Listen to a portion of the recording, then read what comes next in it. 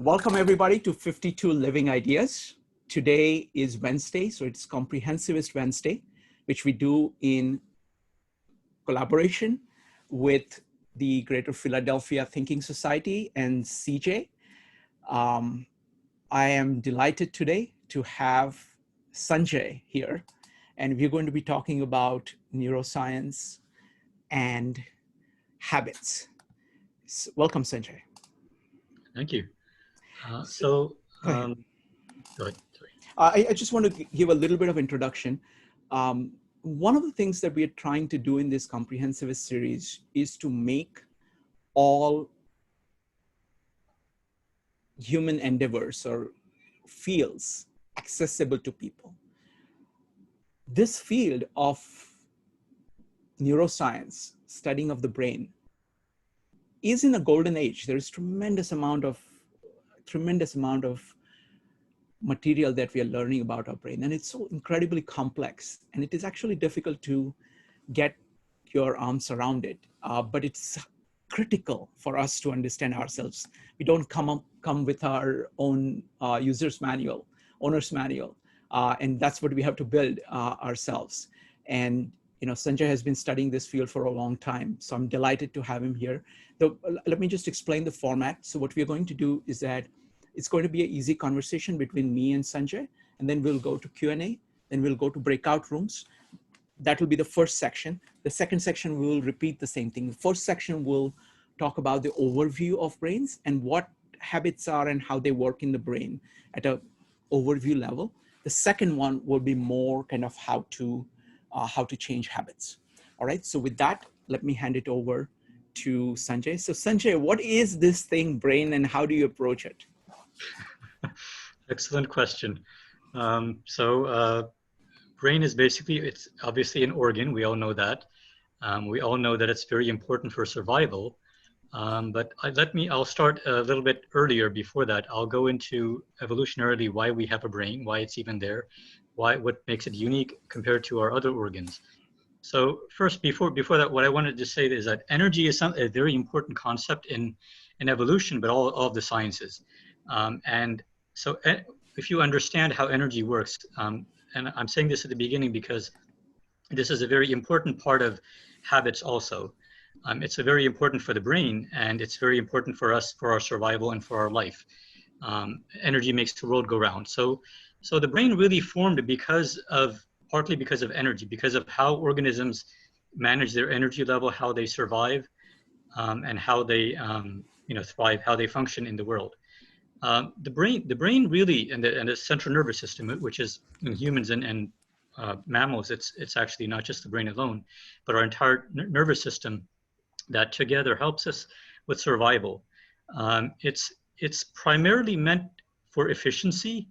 It deals with, so I'll go a little bit into some of the science, but I don't want to go too far into it unless people have specific questions. But concepts like entropy, which has to do with stability and equilibrium, those are important in why our brain is the way it is.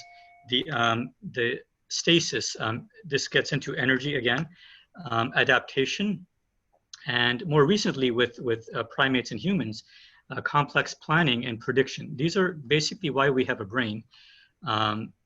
Now, compared to other organs that we have, the brain is really the fastest organ we have, the organ system. It works off of electrical impulses and neurochemicals. And electricity is basically, it operates at the speed of light. Although in our body, it's a little bit slower, but not much less slower. The closest other organ system that we have, similar to the brain, which most people wouldn't recognize because it's not that commonly known, it's the endocrine system.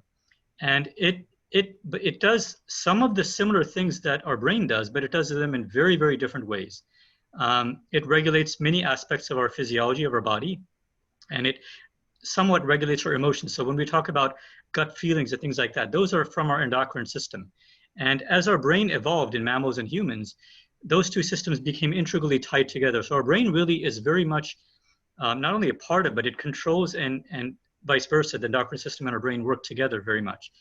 So the endocrine system is extremely slow, and the brain is much, much faster. And that's the reason why the brain is so much better than lower life forms that don't have a complex brain like ours. Now, our brain, the human brain, actually is, you know, some people say 3.5 brains. And those layers of the brain developed over time, over millennia. Our primitive brain, the core brain, is the brain stem. And it's basically an autonomic system. It's pretty much on automatic pilot. It regulates things like our respiration, our heartbeat, our temperature regulation, our digestive system. These are things that we don't have to really think about, but the brain has processes built in that keep us alive, basically. The next layer of the brain, and that first layer, the brain stem, formed around 300 million years ago. It's very early in our evolution, and many animals had that. The next level was developed, it evolved around 200 million years ago, and that's the midbrain. People who have heard about or study the brain, they may recognize the limbic system, the hippocampus. These are elements of the midbrain. And this part of the brain primarily works off of emotions. This is what's considered the current understanding of the brain. So the limbic system primarily helps us regulate and work through emotions. It's very fast compared to the rest of our brain. It's very fast acting. And the third most recent level of the brain is the neocortex, which, you know, depending on who you ask, it arose between 1 to 4 million years ago. So it's fairly recent in our evolution. The first layer of the brain, the brain stem, also has, it's the main part of our brain that connects to the rest of our body, to our parasympathetic and our sympathetic nervous system. And it's attuned to everything that's happening in our body. It is very much controlling every physiological aspect of our body. And also these two parts of our nervous system, the sympathetic nervous system cannot really change much. It's kind of like our reflexes are part of it, and our heart rate and breathing, those are part of it. Though theoretically, there is a possibility for us to regulate it. What we've seen is people who are extremely good at meditation, yogis and people who have spent their entire lives meditating, are able to basically control their heart rate just through their mind, and control their breathing in many aspects that most humans cannot do. So there is some level of control. And the parasympathetic nervous system is something that most of us can control. For example, the need to urinate. We all learn early in childhood not to wet our beds, right? Not to urinate at night. So that's an aspect that we actually can control. Most people can control. The middle layer that I described, the limbic system, that again is mostly based on our safety. It's based on our threat profile of threats around us. And that's one of the reasons why the amygdala is one of the structures within the limbic system. And many people may know that that's kind of where some of our fear arises. There are other structures also. And the last section is the cognitive part of the brain, the cortex. And again, that's primarily responsible for regulating all the other parts of the brain and for actual thought and executive function, things like that, the more modern aspects of our behavior. Just one more thing I wanted to mention at the beginning is that the brain, so people think of the brain as this magical type of organ that seems to do all these things, but it's actually not that magical when you look at it from a structural point of view and also from a behavioral point of view. It's basically a matrix of neurons. It's a huge number of neurons, roughly 100 billion neurons. And the actual behavior arises not by any one part of the brain that's doing things. It arises out of what's known as self-organizing behavior. So when you have a massive number of, let's say, neurons, right, or any kind of very simple entity, by the nature of them working together and the interconnections between them is what causes a lot of the behaviors in us. It's kind of like if you think of an orchestra. An orchestra has a conductor, but our brain doesn't have a conductor. Our brain is more like an orchestra, which all of the musicians talk to each other and they know each other well, and their communication is what allows them to create music. So that's a simple analogy of how most brains are. So, Lastly, go ahead. I just want to say that we have a lot of predispositions in our brain, and this is, I'm getting into the habit side of it. Our brain has a lot of pathways. This matrix of neurons that we have are interconnected. Every neuron is connected to multiple other neurons. And so if you can think of it, you can think of it almost as a network of roads or network of paths that signals can travel within our brain. So I'm trying to lay some groundwork so people who may not know the details of it, just giving you a little bit of overview. So these pathways are essential to understanding this and to really understand habits. So so I'll stop here and Okay. So let me ask. So you've described the brain. What is a habit as seen in the brain? What is a habit in the brain? What is going on? Okay. So if you remember what I mentioned earlier, that energy is very important in our survival. So the brain is one of those organs that actually uses a lot of energy. It uses between 20 to 25% of a person's energy. Let's say all the calories you consume a day, almost a fifth to a quarter of that energy is used just by your brain. And the brain mass is actually very low. It's around 2% of our body mass. It's almost not there, but it's using an immense amount of energy. And so through evolution, our brain had to figure out ways of doing things efficiently. Because if an organism, if an animal is efficient with energy, it has a better chance of survival. And evolution is all about survival. So the brain came up with these methods, which are basically shortcuts. So the simplest way to look at it is habit is a shortcut. It's a shortcut for our brain, right? And the way I'm describing this is that I'm also going to include some parts of habits which most people don't see as habits. For example, the brain stem and the regulation of our temperature, of our sweat glands, things like that. Those actually are habits too. From a neurobiological point of view, they're almost the same. They're pretty much the same as any other habit that we form. They're a cluster of neurons that have a predisposition to a certain behavior, and they behave either automatically or based on some stimuli. That's what a habit is. So, the habits that we most of us think about are habits that we learn, not habits that are built into us. But those are also can be considered as habits because they work in the exact same way. So when somebody forms a habit, what happens in the brain? How does the brain change? Okay, so yeah, so there's actually so we talked about pathways in the brain, the interconnections between neurons, and there are really, 100 billion is a huge number that we cannot understand. It's a number that's so large that most of us we know it's a large number, but we don't know how large it is. And so each neuron can, and depending on the age of the person we're talking about, and in childhood, we have fewer neurons, but around age 7, we reach the maximum number of neurons. But what actually happens after age 7 is that we don't grow any more neurons. The actual interconnections between the neurons expand until senior age, and then they start to decrease again. So those interconnections are vital in this. And a single neuron can have between a few thousand interconnections to a few million interconnections. It really is a massive number. And so when we're talking about forming habits and what happens actually in the brain, we have to look at these interconnections and what actually what transpires. So our brain moves signals throughout itself, right? Electrical signals and neurochemical signals.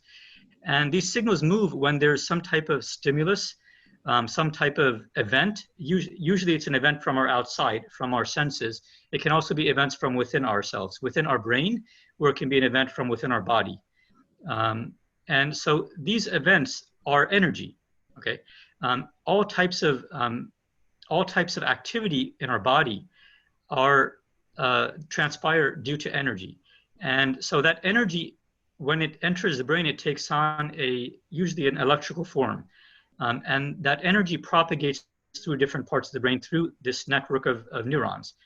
And depending on how it propagates, it it affects certain behaviors, behaviors or emotions. And depending on which regions of the brain it flows into and flows out of, those behaviors will vary. It will be, so when we think of emotions, the emotions typically are affecting our midbrain, especially the amygdala and the limbic system. When you talk about mainly thought, they mainly reside in our forebrain, our prefrontal cortex, or neocortex, those areas. So depending on the type of energy or where that energy goes. So for example, if you have, let's say, a hiccup, right? A hiccup is a physiological activity. Your body is doing something based on your respiration. It's actually trying to get more oxygen because there's some disruption in your body.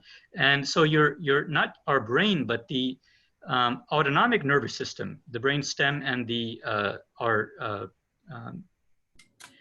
neural cord are acting to create this thing called a hiccup, which basically energizes specific muscles in our respiratory tract to function a certain way. But our body senses it because there are other neurons in our body and our actually in our body that sense the movement of our muscles, that sense the movement of our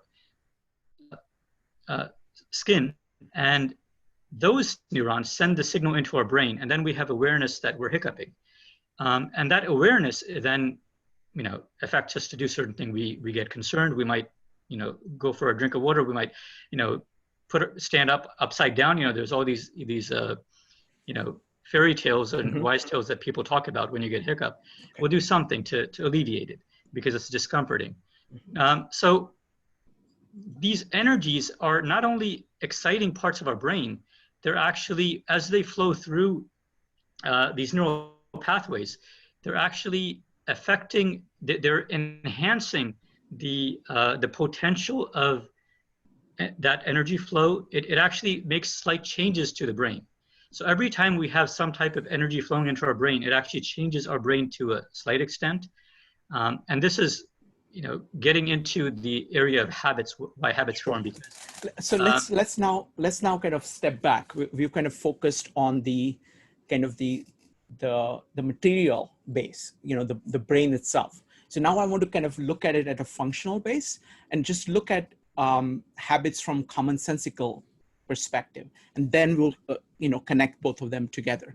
So what are habits and why do we have them?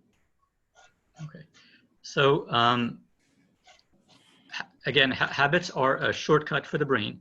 So everyone, or most of the people on this, you know, probably drive, and you have probably had a situation where you're driving home, or you're driving somewhere that you know the route well, and your brain is really not active. It's not really functioning, right? It's not doing anything. Your mind is probably on other thoughts. You're thinking about what happened at work, or you're thinking about what happened at home or school, right? You're thinking about totally unrelated aspects, and your mind is not involved in the task of driving. And the task of driving is actually very, very complicated. If you think about just the concept of steering, your brain has an awareness of the direction that the wheels of your vehicle are pointing in at all times, right? And that awareness is not through thought. We don't think about where is the wheel pointing and where is my steering wheel turned. We don't think about that at all. We have this intuitive understanding of our vehicle. We have an intuitive understanding of the roads and the signs and the paths that we expect. Oh, there's going to be a red light coming up in a quarter mile. I better look and slow down. You know, these are not thoughts that we have, but we automatically do it. So this is an example of the shortcut that our brain uses habits because it's more efficient. You know, out of these 100 billion neurons, if our brain was using even half of them all of the time, we would not have enough energy to survive. Our brain cannot expend that much energy to survive. So the brain comes up with a lot of shortcuts to do the basic rudimentary things in life. For example, walking. Walking is something we never think about. And when you're a baby, you have to actively think about, how do I walk, right? How I move this foot first, or your parent might teach you, you know, move this leg, and they might guide you and kind of move your leg for you. And you're training your brain at that stage.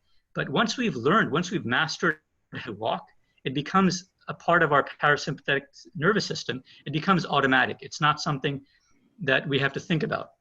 So this is, you know, when we understand how important it is for our brain to be efficient, then we start to realize why our brain puts certain things that we learn on autopilot and other things don't go on autopilot. So the things that are not as important for us day to day, that the brain can learn to do, and they can learn to do well, they basically become habits. And also, there's another aspect of it, that habits form through repetition. Now, that's the simple way to look at it. A little more complicated way to look at it is that energy, again, is involved in this. Because what's actually happening, remember what I said earlier, that when you have a neural signal that flows through neuron to neuron, and it may go through thousands of neurons. It's not necessarily just a single stream. It's actually, in a minute, I'll show a video, one of the videos that we linked in the presentation, that's going to help people visualize what I mean when we talk about signals within the brain. So when we're talking about signal flowing from neuron to neuron, and it's forging a path through those neurons, what it's actually doing is it's carving, in a sense, it's changing the structure of the pathway between the neurons. And I'll use some terms that some of you may not be familiar with, axons and dendrites. These are parts of every neural cell. And these are actually how different neurons interconnect. They're physically kind of like wires, like strings, an array of strings that emanate from a single neuron. And all of those array of strings connect to other neurons. And so when the signal goes from neuron to neuron to neuron, if you have those signals occurring multiple times, hundreds of times in your, let's say in a month, right? Then each time that it occurs, it causes the possibility or probability of a signal along that specific path to increase. So it becomes more likely that the signal can travel along that one path in the future. An example I'll give for that is, let's say that you're gardening, right? You have a garden at home, and you have dirt in the ground in your garden, and you water the garden. And then let's say that you use your fingers to carve a channel through the dirt. Okay, just you create this trough, this little channel way where water can flow. Okay, so if you water the plants, the water will accumulate and funnel and pass through that channel way, right? And that's similar to what happens with the interconnections between our neurons. Now, if you have a lot of water flowing, let's say it rains very strongly, then that channel way will expand. The more water that flows through it, the wider that channel becomes, okay? And next to that channel, if there's another channel that's more narrow and only a little bit of water can flow, then any water that rains on your garden will tend to flow in the wider channel, and it'll take water away from the narrower channel. And that's an example of what happens in habits, that the habits are basically the wider channel that have a predisposition to carry signals.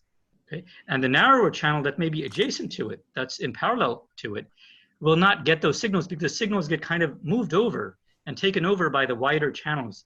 So that's very what nice. I'll do is I'll show. Mm-hmm. Go ahead, Shrikant. No, that's excellent observation. Do you want to show the video now, or do you want? Okay, go ahead. Yeah, I think this is yeah. So let me see if I can do this without messing up. So I'm going to share my screen, and you'll see this is an animation. So I'll continue talking as we speak. And so what this is a video. It's a simulation, first of all. It's not actual brain imaging, because it's very, very difficult to do brain imaging at this level. So what this is showing is a representation of a lot of neurons in the brain that are, and the lighter colors, the blues and the whites, are neurons that are on. They're excited. They have energy in them. And the darker neurons, which are light blue or purple, they have less energy.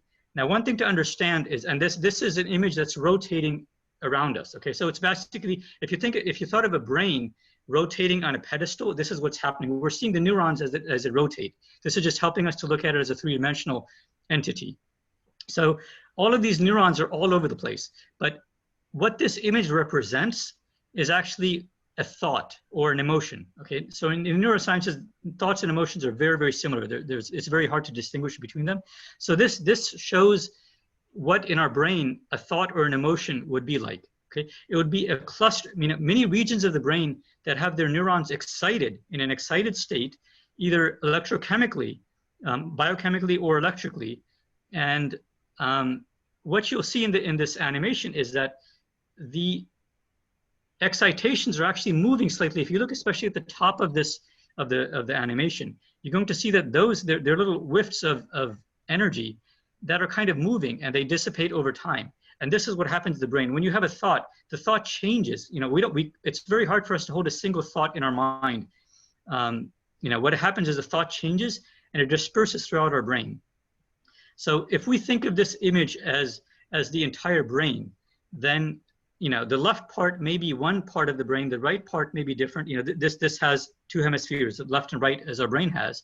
But the frontal part may be, you know, part of our visual system. So this may be a thought that is brought on by an image that the person saw. So they may have seen, let's say, a chair, right? And they're thinking about, you know, that the chair that they have at work is uncomfortable and they have to, you know, do something about it. It may be as simple as that. Or if it's an emotion, and this is the reason why emotions and thoughts are so difficult to separate, because that thought of a chair, of an uncomfortable chair, will also bring out emotions in us, right? That we may feel the emotion of our back hurting when we're, you know, after a long day at work in that chair. And so this thought/emotion will have combined ideas of a thought and of emotions. So certain parts of this image may be associated with the limbic system. Physiologically, they may be exciting neurons in the limbic system, and other neurons are being excited that are part of the neocortex or the prefrontal cortex. And so when we're looking at this picture of this chair and we're thinking about that tomorrow I will have to do something about this chair, the thought of tomorrow is a planning activity, right? So the person, this is a hypothetical image, a hypothetical simulation, but the person may be thinking about something about this chair that they have to do. They have to plan around that. Now, so this is one way to look at this simulation. Another way to look at the simulation is that this is not an image of the entire brain, that this is an image of a tiny, tiny fraction of a brain, let's say just a millimeter cubed, like a tiny part of the brain. And the image applies in both cases. It works in both cases. In the larger case of the larger brain, each pixel, each lighted up entity would not be a single neuron, it would be thousands of neurons, okay? So it would show that thoughts and emotions are very, very complex and they span multiple regions of the brain. If we think of this as a tiny part of the brain, then each lighted pixel may be an individual neuron. And so then we can see that the energy as it flows amongst the neurons, you know, excite specific neurons, and then the energy moves from a group of neurons into another group of neurons. That's what is typically happening in our brain, that energy is moving throughout our brain from region to region. Another thing that's important to understand is that we're seeing all of these lit regions, but the brain is a three-dimensional structure. Everywhere that you see black in the middle, there are actually neurons there also, okay? This entire, think of it, you know, imagine there's a three-dimensional brain. A lot of you know the shape of the brain. One of the videos that Shrikant linked to, it had it gave an image of a brain and it zoomed in and you know, gave anatomical structures of the brain. So that image, think of that image rotating here, that, you know, there are many parts of this image which actually have neurons in them, but they're not lit up, okay? So this is important to understand, because what that means is that this image is showing a specific state of the brain, that certain neurons are on and other neurons are off. Or maybe that certain neurons are partly on and others are fully off. So if you think of you know, let's say this consists of 400 million neurons, right? All of the ones that are lit up are 400 million neurons. It's a tiny fraction of our whole brain, but it represents this one thought that we're, you know, saying that this person is having. But that thought, it consists of not only the neurons that are on, but also the neurons that are off. And so as this energy flows from region to region, it flows from the regions of neurons that are on into regions of neurons that are off. Okay? And that's an important part to understand that I'm laying the groundwork for, so that we understand that after we have this thought in our mind for a few seconds, for 10 seconds, let's say, that these neurons, the energy flows into other neighboring neurons. And that's the reason why our thoughts change over time. Like, it's very hard for us to hold a single thought concretely. It's very normal for us, for our brain to change all of the thoughts that we have from time to time. And this is just an example of that. So I'll stop sharing this and let's go back to the the normal view. Okay. I mean, it's just incredible that each of us have this amazing tool in here, and it's 8 billion of us talking to each other, influencing each other. And that's what this whole kind of human condition is. So it's incredible. And Yeah, especially not only it's 100 billion, they are connected in, each of them is connected in 1,000 to, plus ways. And so when you kind of compound all of that, just inside us, it's like a universe. And the fact that we are social animals, we are influencing each other through body language, through emotions, through our concepts, our talk, our writing, our art, our science, all of that. It's just mind-boggling. One of the things to realize is that our brain forms a picture of the world around us, right? And it's always updating that picture. It's an immensely complex organ, and everything around us is represented somehow through these interconnections between neurons. So that concept of interconnections is critical to understanding why we behave the way we behave. Let me take a moment on this, the principle of energy, because that's the concept you've been using throughout. So firstly, if an organ is using 25% of an organism's energy, that must be a pretty important function. So what would you say is the function of the brain?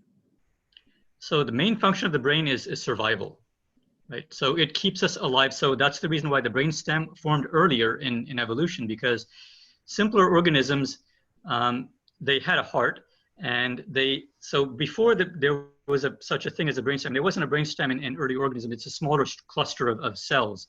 It doesn't, in the human brain, a brainstem is fairly large, but in simpler animals, it's tiny, tiny. But still, you have this cluster of cells that keep the heart alive. It regulates its temperature. So, cold-blooded animals are not able to regulate their temperature. They rely on passive regulation. So, for example, they'll move into the sun to heat their body, and they'll move into the shade to cool themselves.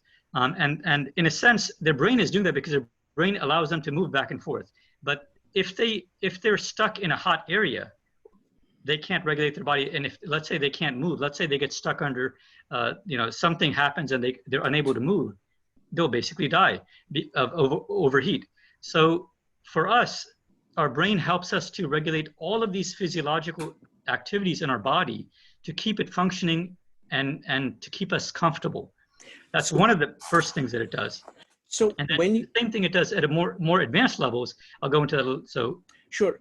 Let me ask about that. When you look at evolution of the brain, across the evolutionary chain, from the brainstem into kind of the amygdala and then the neocortex, how would you describe kind of the energy usage? How is the regulation of energy different in a more advanced brain as opposed to a more primitive brain? So, a more primitive brain does not use as much energy because it's smaller. So there's two ways I can answer that. One is in an organism, in a let's say a salamander, okay, which has fractionally it has a tiny brain relative to body size. So because the brain is so small and because there are fewer neurons, it actually would use much less energy. The energy usage is partly driven by the number of neurons because each neuron uses energy. And it's also driven by how often those neurons are activated. So in a salamander, the salamander does not regulate its own body temperature. So its neurons are not being used for that. Its neurons are not being used for many things. Its neurons are mostly used for movement. I'm not as familiar with salamander physiology. I don't think they use it for digestive, for regulating its digestive system. It may need it, but I'm not positive of that. But many aspects of what our brainstem does, a simpler organism would not need its brain to do that, and therefore its brain does not do that. So it doesn't. So the energy usage is much less for that reason, compared to the other parts of our brain. So our brainstem is doing a lot of things, but it's actually not using most of our energy. Most of our energy is actually used in our midbrain, because the midbrain actually also has excuse me, parts of our brain which is involved in motor control. And motor control is a very important part of our physiology. Breathing, digestion, heart muscles, these are all always active. So to keep those muscles always active, basically a muscle only moves when it gets an impulse that's carried through the nervous system. And those impulses through the nervous system are electricity. These are biochemical energy. And so just if you take a simple example of our heart pumping, right? Between 40 to 90 times every minute, it's pumping regularly. And so there's always this energy that's flowing back and forth, back and forth, back and forth. That's a lot of energy just with the heart pumping alone. And when you include all of the energy for the rest of our body, just for the movement, if we only look at it from the point of view of muscular movement, there's a lot of energy to use just to keep our body moving, just for our respiration, our breathing, just our eyelids. There are a lot of movement that our body does, even when we're sitting still, even when we're sleeping. And that takes up a lot of the energy that our brain uses. Okay, so Sanjay, this is very fascinating. We've kind of covered the nature of the brain in much greater detail than what we are planning to do. So what I would like to do is that perhaps we should take questions on this, because if people have questions on the nature of the brain and nature of habits in the brain, and then we will go ahead and go to the breakout rooms and do a full session on habits afterwards. So it's going to be, so folks, we have 4 rules here to make possible this intricate communication between 70 plus people. So rule number 1 is that you type exclamation mark or raise your hand in Zoom when you want to speak. Rule number 2, keep on topic. Now we're talking about the nature of the brain and nature of habits in the brain. Okay, that's what we're talking about. Number 3, be brief. And number 4, feel free to speak your mind, but be courteous in doing that. So it's going to be Joe, Jean, Ed, and Kaiten next. Joe, go ahead. Hey guys, Sanjay, thanks for presenting this evening. It was awesome. It was really detailed and it gave me a lot of insights into the brain. One of the things that I've thought about when it comes to the brain and habits are motivations, and how certain motivations are able to, and I'm thinking about this in economic terms mostly, how things like with nudge, that a simple change in a policy or something can change a person's habit or behavior. I was wondering what makes a habit hard to change versus something that is as simply changed as like a policy change? Okay, yeah, great question. So habits are so a habit by definition is something that has already been formed in the brain. It's already there's already a strong predisposition for the person to behave in that way. Right. So let's say take the example of procrastination, right? And so many people, most of us have procrastination as a habit, and they want to get rid of it. Now, procrastination. So this is so there's basically two main explanations that I can give. And so when we look at procrastination, we see that it's actually a complex set of emotions and complex set of behaviors. At its core, we're basically delaying something. We're delaying activities because of probably stress, because of maybe fear, right? Because of some negative emotion. So that helps us to understand that emotions are integral to this. Emotions are integral to habits. And they're integral to the formation of habits as well as the elimination of habits. And emotions are also, if we understand emotions carry this thing we call energy. There's that word again, right? So these two aspects this is the reason why I brought up energy, and emotion also is tied to that. Because the amount of emotional energy that we put into something, or the amount of emotional energy that restricts our behavior, or shifts our behavior towards something else, diverts our behavior, let's say, right? Because procrastination is a diverting of our behavior.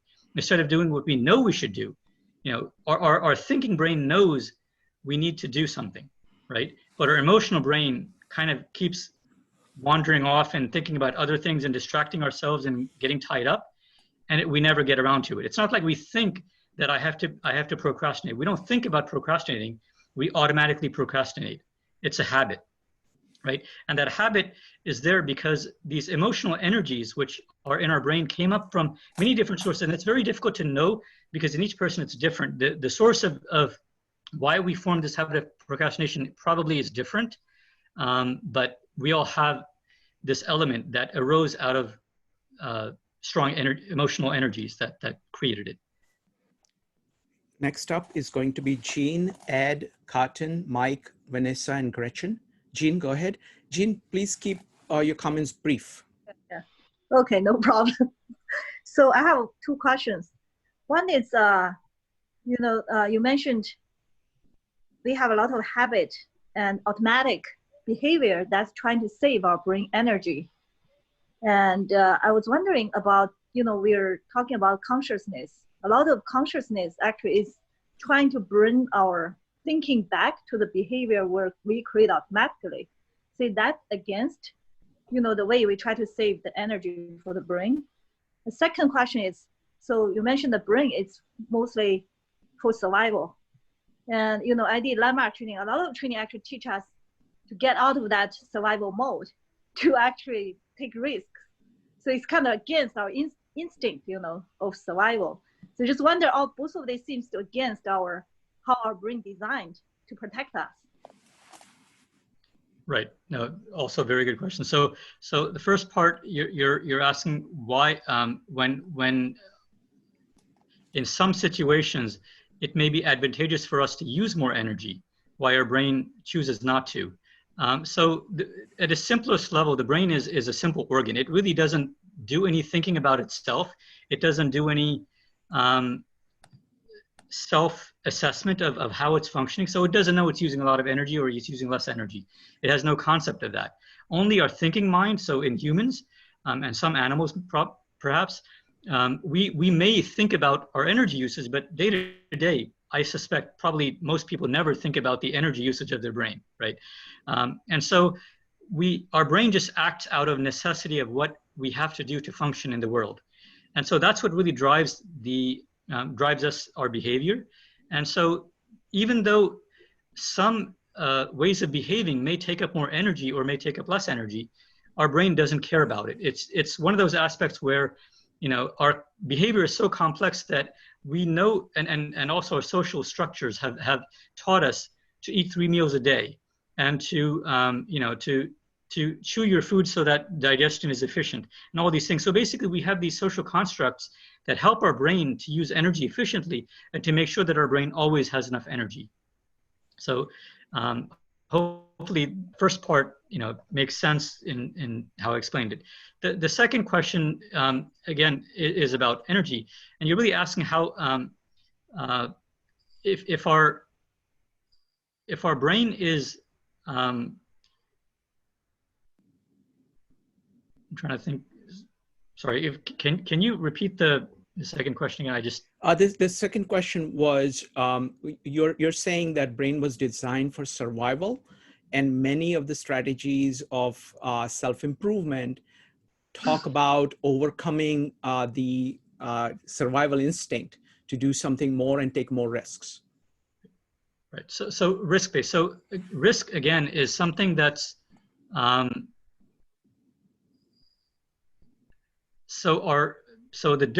three parts of the brain. The limbic system is the main part of the brain that's really focusing on risk, and it's when it senses threats or when it senses anything where it has to do something, it does it quickly.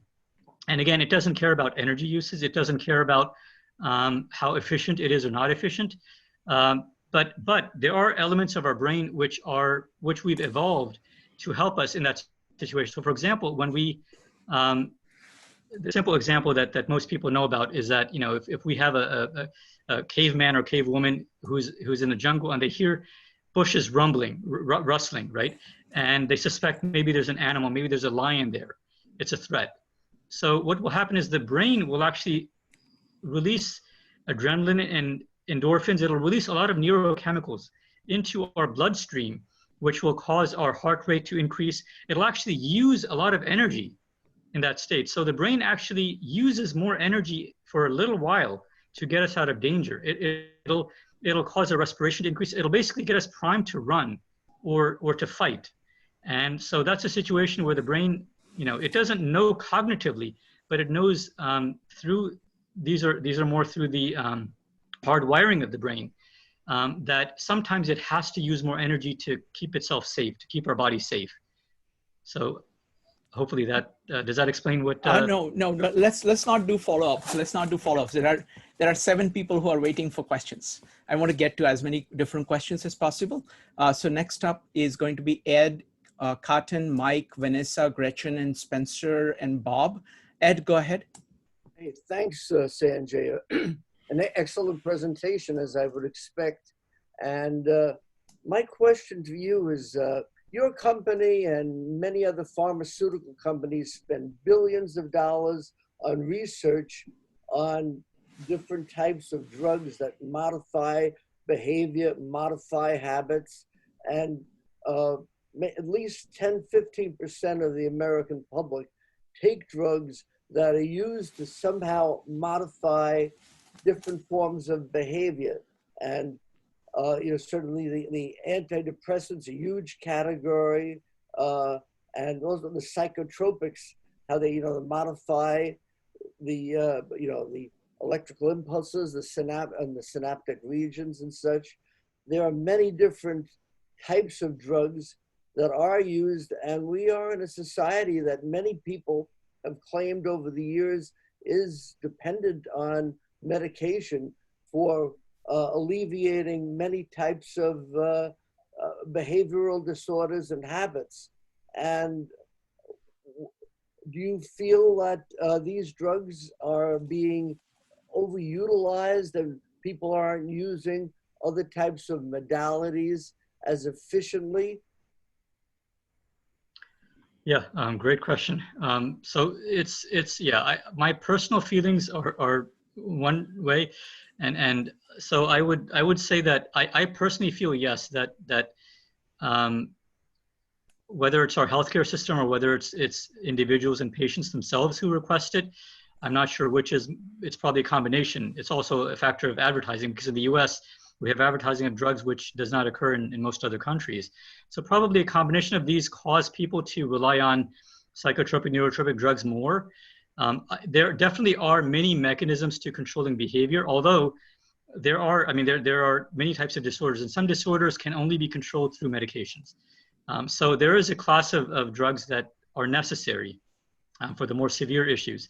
But for issues like anxiety and mild depression and things like that, we know they can be controlled without medication, almost at the same level. Actually, in some cases, even better than the medication, because some of the medications are not that effective, what we're finding in newer studies. So I think I think it is overprescribed, but it requires people to, without using medication, people can get the same therapeutic effects, but it requires them to do a lot of work, personal work, and that's difficult to get people to do. I think that's the reason why medications are so prevalent. Next up is Cotton. Cotton, go ahead. Cotton, yeah, go ahead. I'm sorry. Yes, I have a couple questions, and answer as you can. Is addiction and habit kind of similar or the same realm? And also, is habit kind of like in the procedural memory, like as you would practice, say, music, and until it becomes kind of memorized or something? And one last one, and sorry, so many questions. Let's say if your immune system kind of, goes out of whack or something, a lot of times you say, oh, it's your immune system, but is it really a brain disorder? Because, like, let's say you have some sort of a brake, like in an automobile, if the brake system malfunctions and because the lights go on, like the ABS lights, whatever, but the brake system is working fine, but it's actually the electrical, wiring. So is it kind of that kind of an analogy? And sorry, so many questions, but.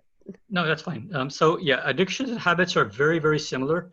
But addictions can have a lot more processes, behavioral processes, and also there's such thing as a physiological addiction as well as a psychological addiction. So addictions are very much related, and the methods that we have to treat or change them are very similar. The second question around habits and procedural memory. So habits can be stored basically in anywhere in our brain, including procedural memory. So habits are a rewiring of a set of neurons, and memory is stored in groups of neurons. So yes, they can occur in basically any type of memory. Muscle memory, mirror neurons also can store habits. Your last question about immune system, I'm not sure you were talking about if a system malfunctions, and I didn't the last part. That's fine. Let's go to the next one. Folks, take your best shot at Sanjay with the best question that you have. Okay, just one question, so we can get to as many, because I want to have enough time for breakout rooms. We're going to do the breakout rooms, and we're going to come back. We're going to talk in detail about habits, and we're going to do one more set of breakout rooms, and then we're going to do takeaways. I want to have time for that. So please, just one question. Next up is Mike. Go ahead. Mike, you need to unmute. Okay, good subject and a great job. Joseph asked the question about motivation. Does your paradigm answer the question as to whether this collection of neurons and sensors and gates and chemicals explain consciousness and free will and hallucinations? Okay, so it does explain those, although there are many theories around them. These are all areas where we don't know, in neuroscience, we don't know very well the exact nature of how these things occur. So for example, if you're talking about free will or hallucinations, it's very difficult. These are areas of active research right now. Okay, next up is Vanessa. Vanessa, go ahead. Okay, I was wondering if the brain has any sort of regulatory process like safeguards. If let's say you have a routine of where it's habitual to the point you, let's say, drink 2 cups of coffee, you've done that for years, and suddenly you're drinking double shots of espresso, or you may get to a point where you overload the brain. Let's say you get so angry. Is there some sort of system, let's say, where either maybe you would get a headache or something that the brain would trigger, like, you know, if you inhale, if you soda goes down the wrong pipe, you get the gag reflex. Is there something similar where the brain would either cause you to pause, like either getting a headache or maybe doing some sort of changing the heart rate enough that you realize maybe you would take that step back and stop over stimulating the brain, be it caffeine or music or whatever, the sudden changes that's maybe overwhelming? Okay.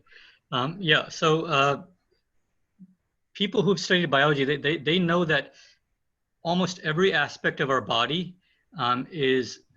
arises or behaves in a complementary regulatory mechanism. So basically you can think of 2 different processes that regulate each other, that something lifts. So for example, your blood sugar level, something raises it and something else lowers it. And those 2 regulatory mechanisms are always working together to keep your body in stasis, to keep it stable. And the same thing happens in the brain too. So the brain has control over various parts of our body. So for example, it can control our blood pressure. It can actually control the flow of blood to different parts of the brain. So sometimes, you know, if it restricts the blood vessels that are in your temple, that's basically what a headache is. And the brain can do that and does do that sometimes. So that's an example where it definitely does things like that. Next up is Gretchen. Gretchen, go ahead. Okay. Hi, yes, I'm sorry. Yes, so my question is, and I'm going to assume you're going to address this later, is how to break habits and cause the neural pathways to you know, go the lesser route. But my question is how is the limbic system or your emotional state, how does that affect the autonomic systems that have become habits like walking? So for example, my anxiety gets so high, or for some reason I have to use a walker because I can't focus on such a simple task as walking or driving unless I'm taking something, unless I'm taking Valium to actually, for some reason that tones down that connect those connections. So I guess my question is, can you help me explain that, Sanjay? Yeah, I mean, what the situation you're describing actually is very complicated. There may be a lot of reasons why it's happening. I can't give you an explanation for what's happening in you or in a specific person, but just to give you an idea. So our brain has plasticity, right? Neuroplasticity, meaning that it can change parts of its own where energy flows within it, and you know, it can grow new neurons. It can kill off new neurons also. So this neuroplasticity helps it, and it can function in a positive way or a negative way. So sometimes when we have certain diseases, and I'm not saying you have a disease, I really don't know your situation, but your medical professionals would. So if in a person, parts of their brain cells, in a certain regions of their brain start to die off. For example, in Parkinson's and Alzheimer's, this happens where brain cells in a very specific area of the brain, the cingulate cortex, they start to die off and they stop producing, or they produce much less dopamine. It actually affects a lot of motor neurons. It affects our motor control. It affects our ability to, so for example, the ability to walk. I'm not saying this is what's happening in you. It probably is not, but it could be that there are aberrations in the neurons themselves, or it could be that there are emotional factors in the person. Let's say that they're very stressed because of emotional things that they're not conscious of, but their subconscious has in them. And an example is that's basically energy. So when we have emotions in us, those emotions reside in the form of energy between and amongst our neurons. And that energy never really goes away. So a person that's highly anxious is always in a, I don't want to use the word agitated, but there's always a lot of energy in their mind, and that energy never goes away. So, you know, it's very difficult to know exactly why, but for example, that energy may disrupt a function like walking, or it may disrupt other functions. So, you know. Thank you, Sanjay. Next up is Spencer, followed by Bob. Spencer, go ahead. Yes, hello. As a guitar player, I'm fascinated by the difficulty of learning new finger patterns. Is there an upper threshold to the level of complexity an individual brain can achieve versus someone else's brain? So just to expand for a second, I'm in my 50s, but on YouTube, I see very young guitar players play very complex and sophisticated passages.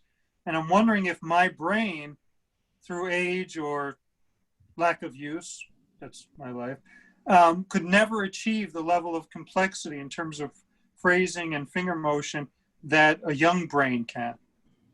Right. So yeah, excellent question. So yes, there are limitations to our brains, and the limitations are somewhat age-related. They're also based on genetic factors, depending on, there are many aspects of how our neurons function that are driven by genetics. So in a specific person, if you compare two different people, let's say, even if they're the same age, their brain functions may be drastically different in the sense that it may be easier for one person to learn versus another. When you throw in the factor of age, that complicates things a lot more, because when people who are in their, let's say, 20s have the maximum number of neurons that they'll have in their life, but they don't have the maximum number of interconnections between neurons. The number of interconnections between neurons are actually one of the areas where learning happens. It's the area where complex learning happens. And that increases as we age. So, and then it starts decreasing again after a certain age, after around, you know, 40s, early 50s, it starts to decrease until the end of life. So it's hard to, I mean, if you said you're around 50, so you probably have enough neurons that you would be able to learn, but also what that does, because you may have the maximum number of neurons, is that physically in your brain, there's much less area for new dendrites or new neurons even to form. It's a limitation of physics, but I suspect that's probably not the case, because most of the time we can always learn something new, something as specific as let's say frets on playing new songs or even a new instrument. But it may take more effort for someone who's older? Okay, it's almost 10:06, so we are kind of going, we're going about time. So let's do one thing. Let's do the breakout rooms now, and we will continue the question after the breakout rooms. We'll be coming back, and then we'll be talking about habits in detail. And then we'll do one more breakout rooms or takeaway after that. All right, so what are the questions that people should think about during the breakout room, talk about during the breakout rooms, Sanjay? Do you want me to read them out, or do you have them? I can find, I have it on a different screen, but I can find them if you want. Or... No, I'll go ahead and read them out. Okay. If you want to take over at any point, you're welcome to do that. So there actually, I found it. If you, go ahead. We're going to do only the two ones, only two questions. First, okay. So all right. 2 and 3, yeah. Okay. In childhood, we all learned many things, and we also learned in childhood we can unlearn things, right? So think of some of the habits that we developed in childhood that we had to unlearn. There are many physical and physiological habits. For example, the habit of, actually, is this two? Yeah. Sorry. My notes. Okay, so there are many habits that we had to unlearn in childhood. So if we think about physical and physiological habits, what about the habits of thought that we had to unlearn? Actually, I'm not reading this well. Sorry. Okay, that's fine. So it's basically about your childhood. Think of your childhood habits, and what is it that you had to unlearn? So this is, you can talk about physiological habits or habits of thought. And the second question is, a habit takes time, months or years, to become automatic. This process can be disrupted or made harder to achieve. Some habits are wanted and beneficial. If a baby is learning how to walk, what can disrupt their learning? What else can disrupt new learning and formation of habits? So first one is about unlearning in childhood, and second one is about what is it that disrupts the process of habit formation. So we're going to discuss that for about 20 minutes, a short discussion, and then we're going to come back here to continue our discussion. So I'm starting the breakout rooms now. No problem. So how about now, we are kind of a little bit behind on time. So how about, just running through all the points you want to make, and then we will take some questions, and then we'll probably flip the order of the takeaways and breakout rooms. We'll keep breakout rooms from the end so people will get to talk about their takeaways. Okay. Right? So go right ahead, maybe about 20 minutes, 25 minutes, something like that. Does that make sense? Okay. All right, go for it. Yeah, so we had a lot of information in the first part. This part I may have to speed up a little bit just to make sure that everybody gets questions and we get to the breakout room again. So what I wanted to go into, so focus more on habits now. So now that we understand that habits have a physical basis in our brains, in brain structure, and the brain structure actually changes. This is very important to do. This is very important to understand that habits become automatic. I mean, our brain uses it to have us behave in certain ways so that we don't have to think about it, we don't have to worry about it. It's just, it's on automatic.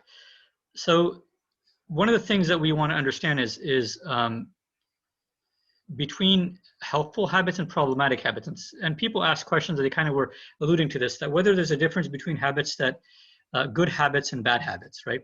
Problematic habits or helpful habits. And in terms of the physiology and biochemistry of the brain, there is really no difference. The individual neurons and the clusters of neurons don't know or don't care about what a habit is, or even whether it constitutes something that helps that person or not. But behaviorally and sociologically, there are differences between good habits and bad habits. And one of the things that happens is that, so a vast majority of our behaviors we learn from others. very little of our behaviors are hardwired in us, though there are some. So what that means is that our parents and teachers, they teach us a lot of the habits early in life that we, a lot of the lessons that we have, and also some of those lessons form into habits. So what this demonstrates is that we're social beings. We learn through the social links that we have with other people, through social conditioning. Example is manners, right? We learn manners through our parents and teachers and clergy, other people, other adults. And these help us with interpersonal behaviors with other people. These behaviors actually get supercharged when we develop the skill of language, when we learn the ability to speak, communicate to people using words, and read and write. And that happens in the grade school. So, but however, learning really begins before we can even speak. There are a lot of learning that happens through observation. And this is something that a lot of people may not realize, but just watching how your parents behave. And one simple example is the skill of parenting is actually we learn it from our own parents in how our parents raised us, or how our parents raised our family or our siblings. And that's not something that we think about, but we experience it day to day for many years, usually a decade or two, oftentimes up to 2 decades until we leave the house. So that's an example of learning that happens almost entirely through parenting, through observation of our parenting styles of our parents. And there are many other areas, many things that we learn through observation. One of the things that happens as we're growing up is that some of the adults around us have negative behaviors themselves, okay? Everybody runs into adults who have, when you're a child, every child runs into adults who have negative behaviors. Some of those negative behaviors may be minor annoyances. Other behaviors may be harmful to the person, to you or the child. Oftentimes those behaviors teach us negative aspects. For example, a parent or a teacher who says something negative about us. A parent who may ask us about our weight, or who may, a parent who may tell a boy, don't be a girl, or, tells their daughter, oh, you're just being a girl, right? Those are not necessarily horrible things, but they are destructive if they're repeated often to the child. And that's a lot of times what happens, that parent has a habit themselves of repeating these types of statements to their child. And so the child learns a lot of behaviors from their parent or other adults. And those behaviors basically go into our subconscious. They're not something that we think about all the time, but they're always in our mind at a subconscious level.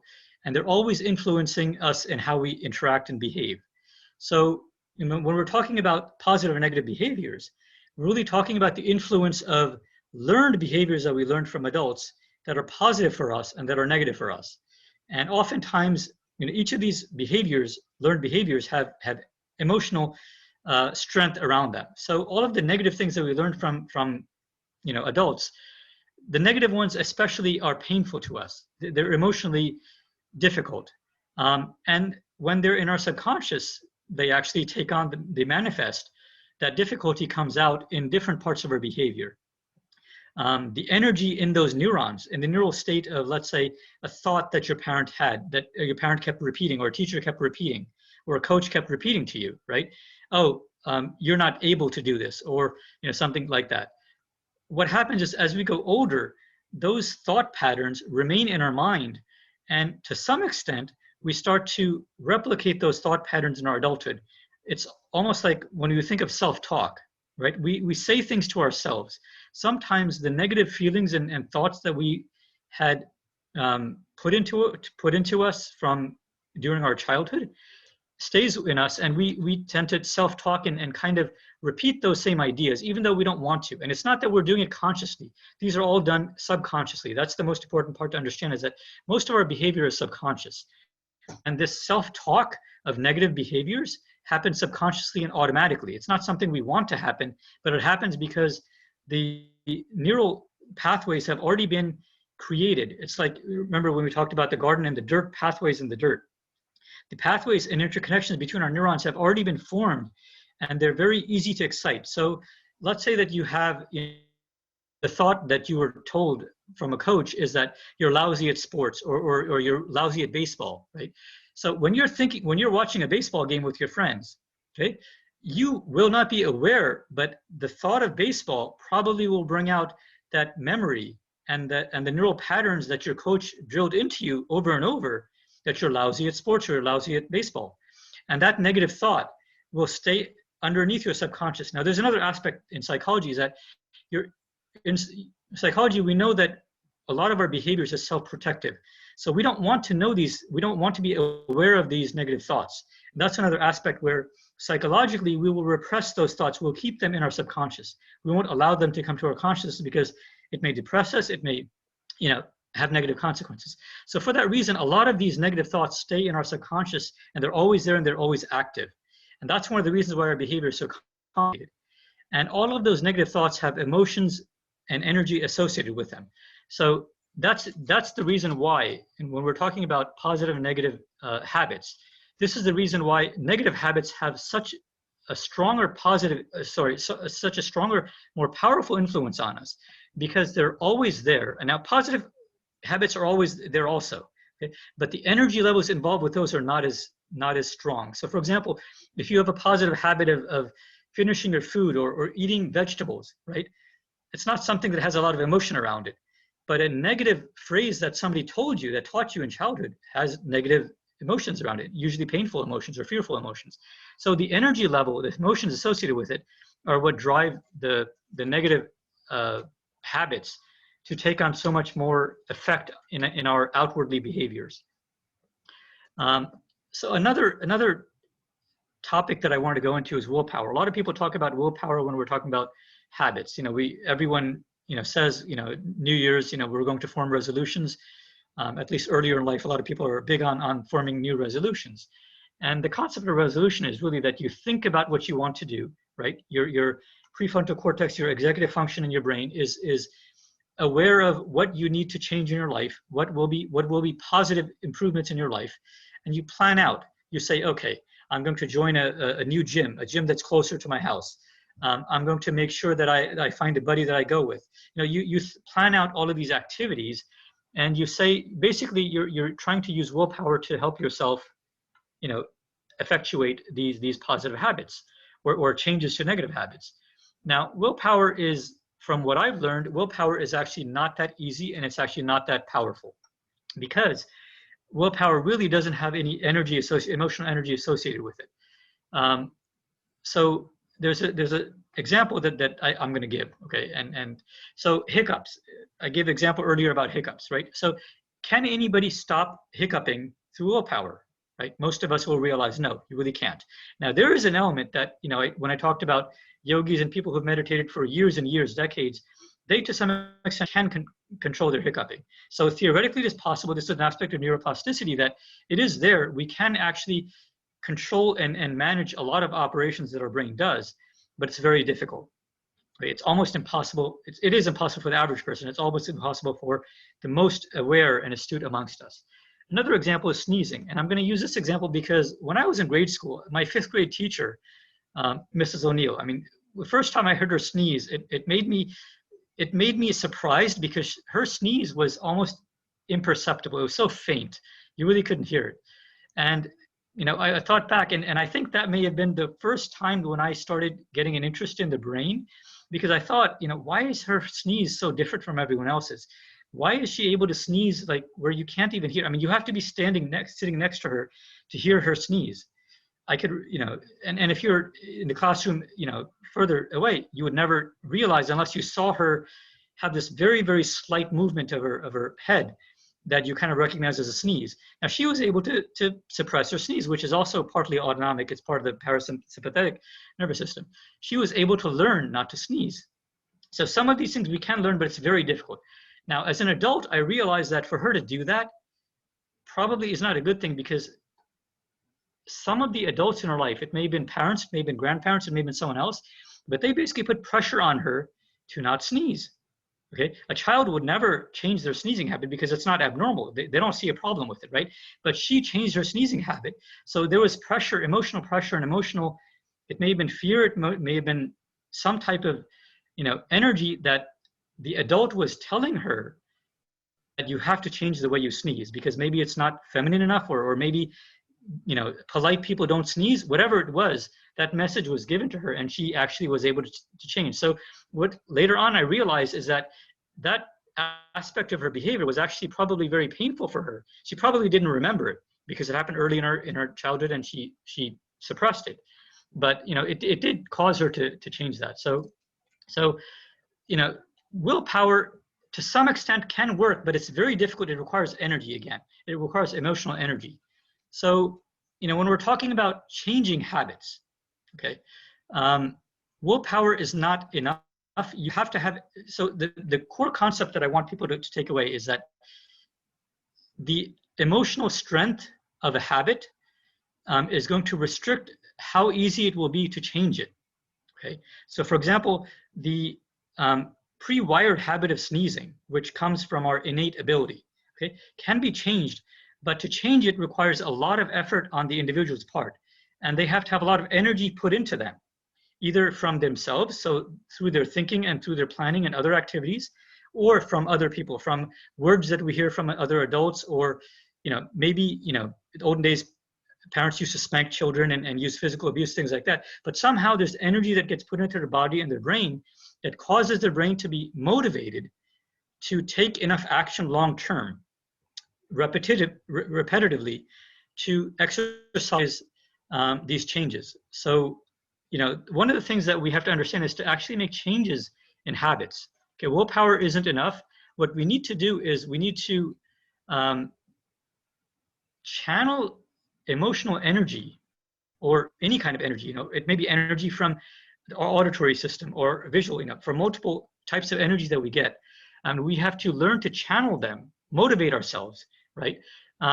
To repeat certain patterns, and also to, and it can be done through inhibition or also through creating new patterns. And depending on the type of habit, you have to think about it, that is it easier for you to stop doing something, or is it easier for you to start doing something? You have to know yourself to some extent to know what will work for you. There's no one magic bullet that will work for everyone, okay? This is something where you really have to think about the habits, and you may have to talk to someone who understands you and kind of walk through and talk through with them. But one of the things that we have to understand is that habits, and people who are aware of habits and addictions know that there's three elements to every habit. Okay?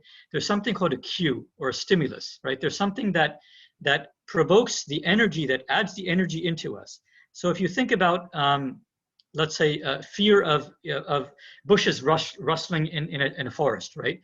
And you're a caveman or cavewoman, right? Well, that sound is energy. It transmits through the air. It hits the hair, it stimulates hair follicles in your inner ear, which basically translate into multiple structures through your ear. And ultimately, it's picked up by dendrites that are part of the neuronal structure that's part of your auditory system. And that energy then goes into your auditory system. And if it's strong enough, if that rustling is strong enough, or if your awareness, your state of mind is such that it amplifies that signal, or it attunes to that signal, it pays attention to the signal, then that energy from your auditory system gets passed on into other parts of your brain. And eventually it'll get to your limbic system. And the limbic system is very primed at certain types of signals from our world. And the limbic system will pick up on that sound, and instantly it'll activate itself. Okay? So you have to understand this about yourself, that cue will cause a reaction. It'll cause a routine behavior. So for example, the behavior in you would be fear, right? And that fear is going to cause you to take action because that rustling may be a threat. It may be a lion hiding in the bushes. So the habit has three elements to it: the stimulus, or a cue. It has an actual routine or a behavior, and then there's a reward. Okay, so in this case, the reward is actually neurochemicals that stimulate the brain and our body into action, and probably to move. Okay, and one of those stimulants, one of the neurochemicals, the neurotransmitters, are serotonin, which actually, and adrenaline also, which has some positive effects. So we may feel like we've escaped a threat, right? So there's going to be reward after we go through this experience of having fear, tremendous fear. Most of the habits that we have today don't excite our limbic system to that level, but some of them do excite based on fear or other aspects. So you have to really understand, between the cue and the routine and the reward system, you have to really understand how this is happening with any habit that you want to change. Now there's one of the videos that I linked to, Dr. Judson Brewer. He's a neuroscientist also. He does a lot of research at Yale. He's a professor there, and he also has he's a director of a brain institute, which is involved also with mindfulness. And so and one of the things that he works on is helping people to overcome addictions. So addictions, as we said earlier, they're very, very strong habits. They're habits that are so strongly tied into our physiology and our behavior that it's very difficult to change. So if you've seen that video, you'll understand what I'm talking about. These three: the cue, the routine, and the reward system. Now he gives one example, and I'm not saying that this is the only example. There are many, many examples out there of how you can change your behaviors, but the example that he gave in this video is fairly simple for people to understand, and it gets into exactly what we need to do to change our habits. Okay, and the example he gave is a mnemonic that's RAIN, the word RAIN, R-A-I-N, 4 letters, and each letter stands for a word. So the first word is R, is recognize, and what he's saying is we need to recognize what are the things that activate our habits. Okay, so first think about a specific habit. If you want to change a specific habit, what is the habit that you want to think about? Recognize the reward that you currently have for that habit. Okay, every habit formed initially because there was a reward that you got out of it. Okay, so if you recognize the reward, that's the first step. Okay, and then think about what that is and think about how you can change it. The next step is A in RAIN. A is for accept. Okay, accept that this is how it is. Don't be judgmental. Be compassionate. Recognize that this is the habit that you formed. Don't fight it, but accept it, and accept also that when you have that habit is stimulated, when the cue or the stimulus happens, and let's say you become fearful. Let's say the habit that you want to get rid of is procrastination, right? And procrastination most of the time comes out of fear. It's oftentimes out of fear of failure or fear of not being successful, things like that. So recognize that you're afraid, and it's normal to be afraid. That's a human behavior. Accept it. Don't fight it. Don't deny it. Don't say no, you're not afraid. Realize that. The next thing in this A is that you want to, is I. I is investigate, right? So R-A-I-N, RAIN. So R, recognize, A is accept, I is investigate. So you want to investigate, you want to think about exactly what happens in you. So at this stage, you want to think what happens in your body. You want to think of the sensations that happen when you get fearful, when you're procrastinating, right? So the sensations may be that you get a feeling in your gut. Okay, or you may start to feel depressed, or you may have whatever type of body sensation. He's saying investigate and try to get attuned with it. Okay, and so keep in mind, how do you feel? Also, the reward system that's tied into it is associated with craving. Okay, habits can have an aspect of craving. So he's talking about mainly addiction, which has craving. All habits don't have craving, but they have something similar to it, which is tied to your reward system. So if you can, think about the reward system, how that makes your body feel. Right? And the last part of this is N in RAIN. So recognize, accept, investigate, and N is for note. So he's saying, make a mental note of all of the things that you understood about this habit, right? Make a note of how you anticipate, how anxious you feel when you think about the habit, right? It may be nervousness, because it's usually a negative habit we're talking about. It may be nervousness.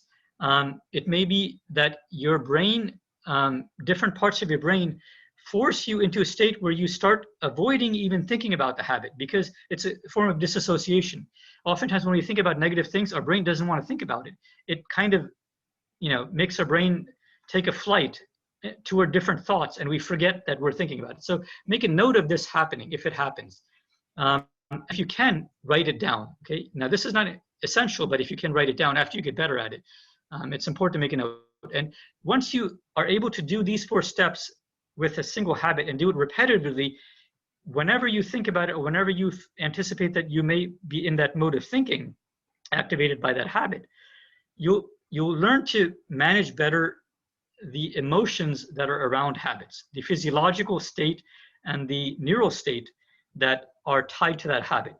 Now, one of the things that I didn't go into that reason why I talked about Dr. and the reason is because he's tied with mindfulness. And mindfulness is a very important part of this that I didn't get into today, but later on, maybe we'll get into it. Mindfulness is one of the techniques that we can use. And it's a very powerful technique to actually give our mind time. Mindfulness actually lets us slow down time in a sense between the autonomic firing that habits cause us to go through. For example, the stimulus goes into our ear. The energy of that stimulus travels through parts of our brain, and it probably is not recognized in our awareness. It travels so fast to our amygdala that it energizes fear immediately. Now, through mindfulness, you can actually learn to slow down or even recognize at an earlier stage that you're starting to get fearful. And so you can take action and inhibit it at an earlier stage. So that's one of the reasons why mindfulness is so important, why I brought up this researcher. But there are many researchers. I don't want to say he's the best. He's just one that explains it very well. Let me stop here. I think we want to have some Q&A. Yes. So Sanjay, we'd love to have you back and to talk about brain mindfulness and habits. I think mindfulness is a huge topic, and there is a lot of work that that's going on. Very interesting stuff on brain and mindfulness. So would love to talk about it. So now it's the time for Q&A. So we're going to start with Maxine, Bob. Let me see. Then Rama next, and then Joe, Vanessa, and Jean. Give me just a second. All right, so Maxine, you're next. Go ahead. You need to, yes. Okay, you may have covered this, but I'm not sure.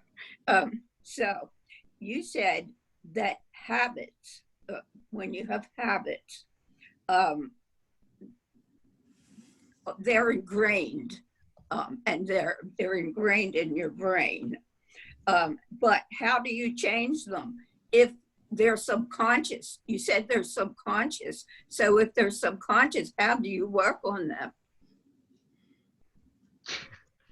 Right. Yes. Excellent question. So that's at the root of this. This is why it's so difficult to change, because it requires awareness, self-awareness. And because our brains are most of the time not aware of most of the things that are in our subconscious, it's very, very difficult to know what's causing various energy patterns, let's say, in our brain. So there are techniques that, so to some extent, you have to look inside yourself. You have to be a little bit introspective.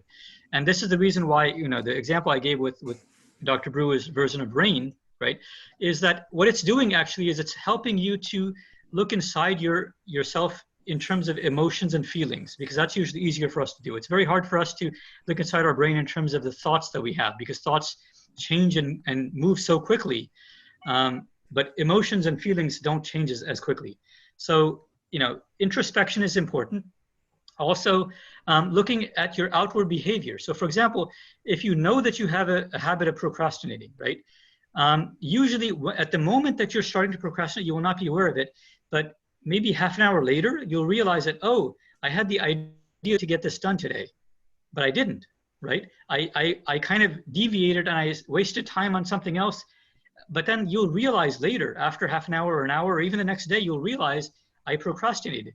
So if you spend some time thinking about it, what exactly happened in my brain, what happened, this is what's required. Lastly, you may need someone else who knows you well, either family member, a loved one, a good friend, or a therapist, somebody who knows you well, who knows how you think, and they may be able to help you with some of that. Thank you. Okay, next up is Bob, Rama, Bethany, Andrea, Joe, Vanessa, and Jean. Bob, go ahead. Sanjay, at the beginning of your talk, you talked about neurons. Now I can use my neurons or within my brain to move my muscles, or even a prosthetic, which I was able to do at a science fair. Can you describe, or can you tell me the pathway from that goes from neuron to muscles that enables the one to do this?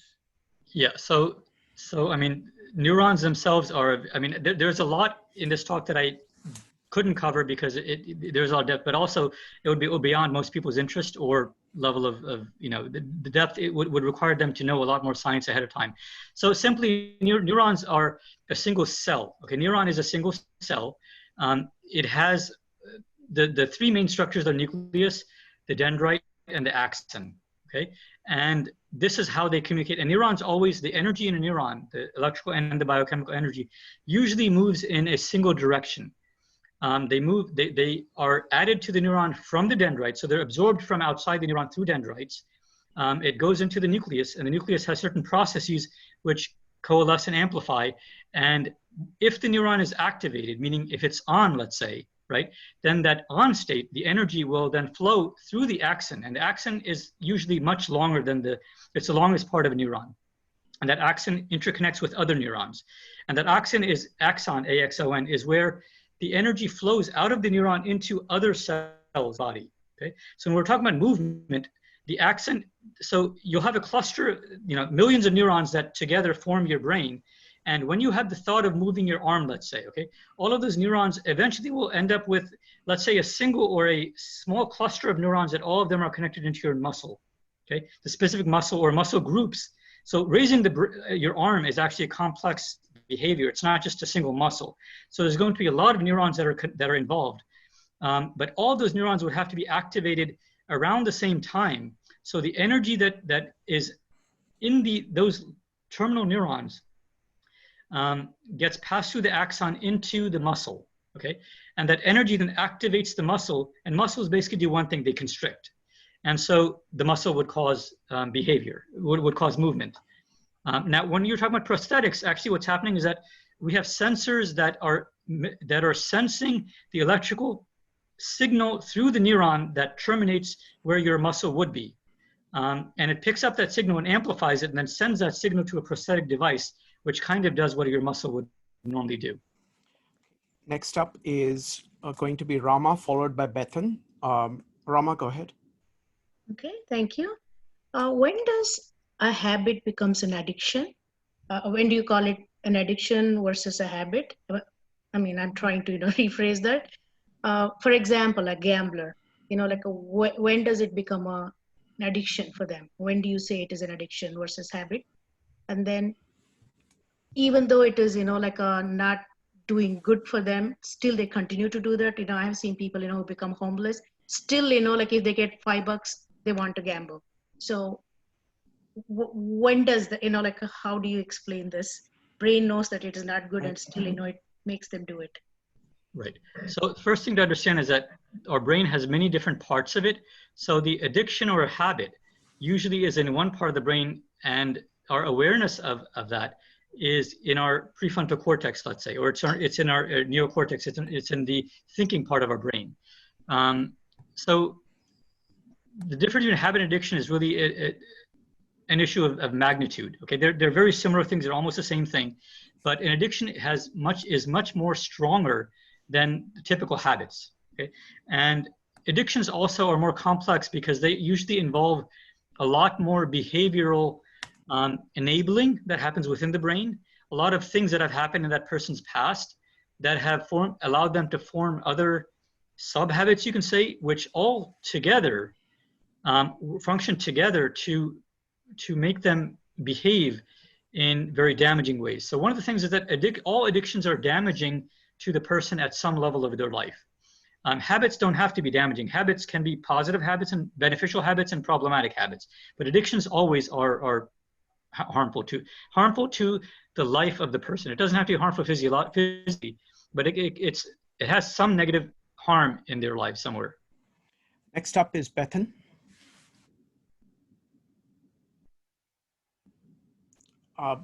Bethan or Bethany, you need to unmute yourself. Thank you. You were talking about the benefits and power of meditation and mindfulness, and how people's habits are subconscious. When one starts to practice those habits, does it diffuse those negative unconscious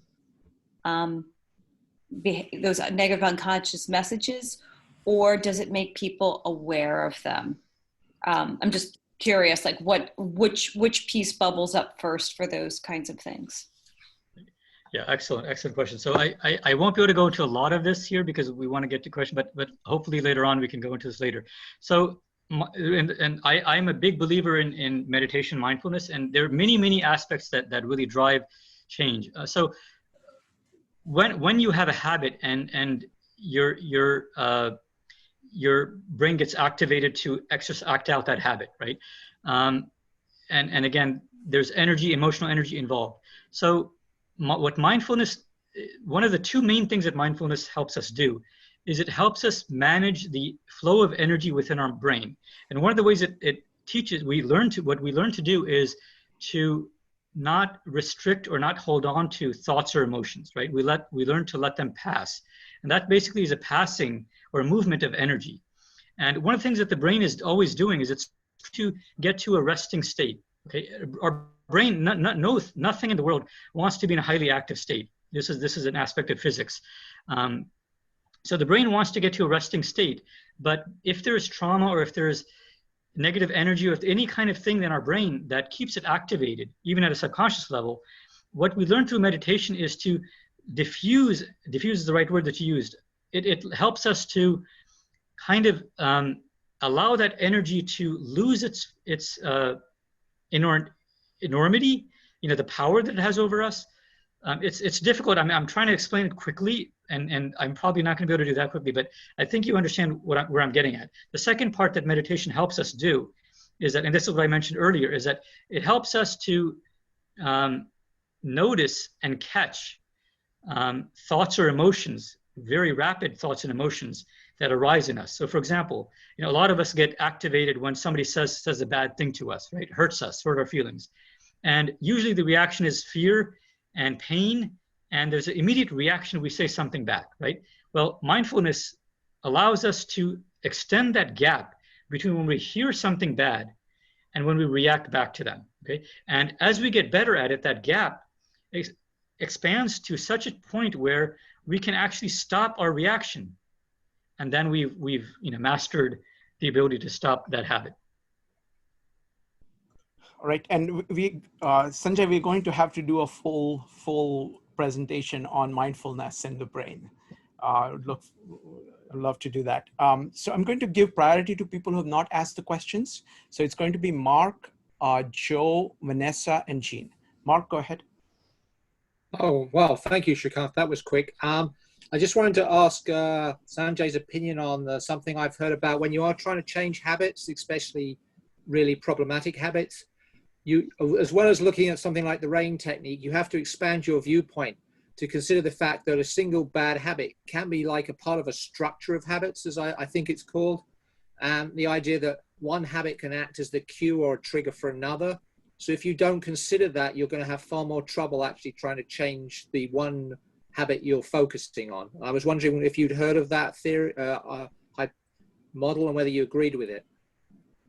Yes, definitely. I mean, yes, definitely have heard of it. I agree with it. So when I was talking about, I figured who it was. Somebody asked, I think Rama asked the question about addiction. So part of my answer included this, but I'm trying to explain things in a simpler way for everyone. So yes, so there's an entire structure. Usually our habits are, this is the reason why it's very complicated. And actually, I mentioned it earlier in the discussion part also, where our behavior is so complex and habits reinforce one another. We can have habit loops where one habit excites or initiates another habit and it initiates another. And there can be a loop of 2 or 3 habits that almost keep themselves energized.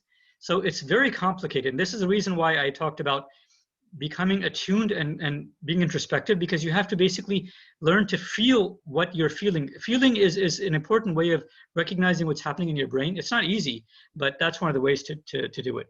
So yeah, I mean, that's a very important part of habits. And that's why also why habits are hard to change. Thank you very much. Next up is Joe. That was literally my question, is the idea of habit loops.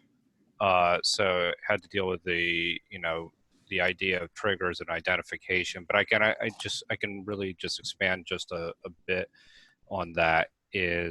Does this get to the idea of the neuroplasticity of the brain? Because if you can then manage those triggers, you are managing your energy, therefore you can start to change the way the actual brain reacts and works. And so this really speaks to how adaptable our brain is. Right. Yeah, so neuroplasticity is a very, very powerful mechanism. We all have it from birth to death. And so, yeah, so what meditation helps us do is exactly the way your question formed it. Is that we're managing mental energy, okay? Because mental energy is what the brain is all about. There's energy everywhere between the neurons and in the neurons. And so if you can channel the energy in different ways or dissipate the energy sometimes. So for example, when we talk about, many people have heard that if you exercise, it builds endorphin. There are many neurotransmitters that get released through exercise, and it elevates our mood. There's actually another aspect of it also, because exercising also uses up energy. And one of the things that our brain is always trying to do is it's trying to expel energy. The brain has very few ways of actually removing energy from itself other than kind of letting it die down. But exercise is a very powerful, because somebody else asked a question about our muscles. So that's one of the ways that our brain actually can actively move energy outside of itself. It can push that energy into muscles. So it's, managing the mental energy in our brain is a very important part of this. Next up is going to be Vanessa. Vanessa, go ahead. Okay, you would mention something like a negative impressions or whatever, like with childhood. I remember like Vanessa, we have to keep all the questions extremely short and answers extremely short. But I'm saying, like, my mom would tell me every day, you're going to be president one day, because her mother didn't give her any sort of foundation or, give her any self-esteem. So if you need something essential, let's say, to start a new habit, like a major change in diet, if you go to the doctor and find out you're like allergic to something and you need to seriously change your things, but you have no foundation upon which to build with, is there kind of like a strategy you might recommend?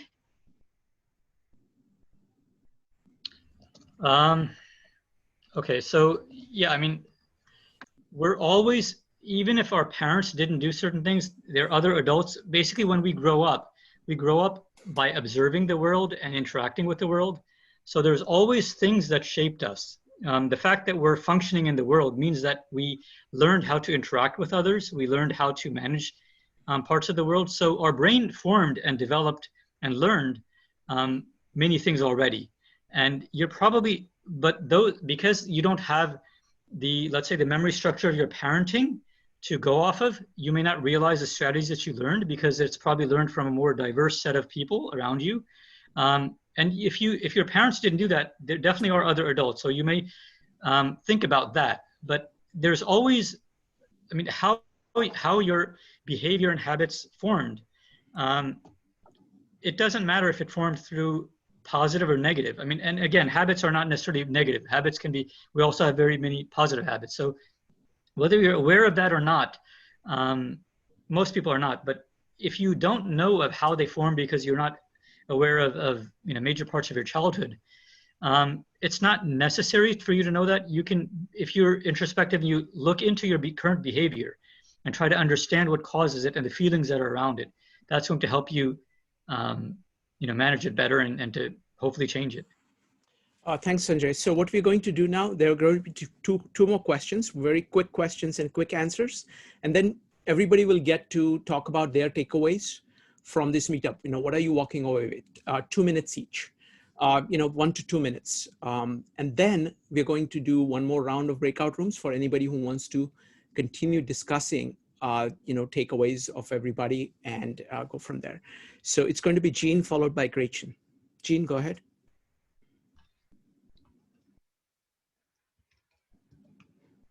Jean, you need to unmute yourself. Okay, next up is Gretchen. Yeah. Gretchen, go ahead. Oh, Jean, go ahead.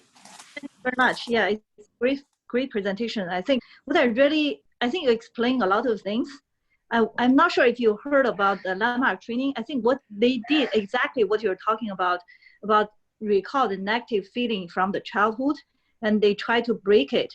to enable to change the person, like transform the person.